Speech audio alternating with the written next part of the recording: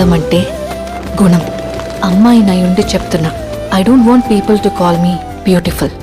దాని బదులు నీది కష్టపడే తత్వం, నీలో కరుణ ఉంది, నీకు ధైర్యం ఎక్కువ, నువ్వు తెలివైన దానివంటే నాకు సంతోషం. Address us by our qualities. MS Subbulakshmi అంటే భక్తి, అందం కాదు. మదర్ తెరెసా అంటే కరుణ, అందం కాదు. ఐన్ ర్యాండ్ అంటే తత్వం, అందం కాదు.